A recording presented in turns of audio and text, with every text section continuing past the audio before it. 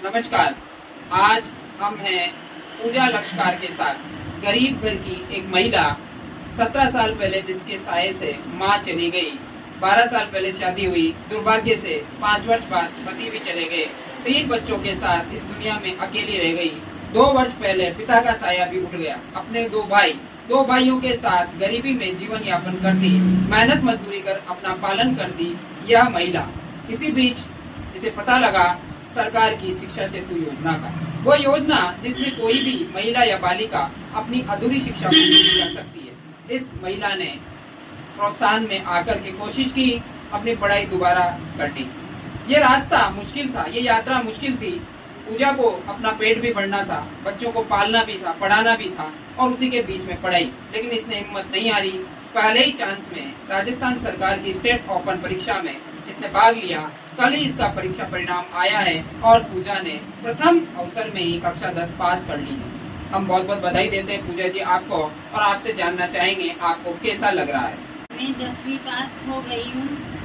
मुझे बहुत खुशी हो रही है, मुझे बहुत अच्छा लग रहा है। आप सबका बहुत बहुत धन्यवाद। पूजा लक्ष्य का बहुत गरीब घर की बेटी हूँ। 17 साल पहले मेरी माँ गुजर गई। जिम्मेदारी के प्रति मेरी पढ़ाई छूट गई। मैं उस समय 7वीं कक्षा में 12 साल पहले मेरी शादी हो गई रामगंज मंडी जिले के बाद अच्छी चल रही थी। उस दुर्घटना में एक्सीडेंट में मेरे हस्बैंड की डेथ हुई। उनके चले जाने के बाद मुझे बहुत परेशानियों का सामना करना पड़ा। इस परेशानियों को देखते हुए मैं मेरे पियर आ गई। पियर में मेरे पिताजी 2 भाई उनके साथ मेहनत मजदूरी करके अपना पालन पोषण करने लगे। 2 साल पहले मेरे पिताजी भी चले गए। पास मेरे बच्चों की जिम्मेदारी थी।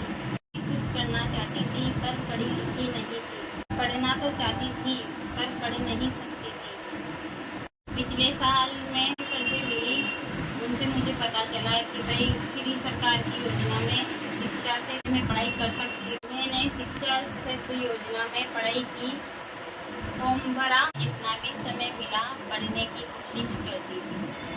कल ही मुझे पता चला मेरा रिजल्ट आया और मैं पास। जब मुझे पता चला मैं पास हो गई तो मुझे लगा कि मैं भी कुछ कर सकती हूँ।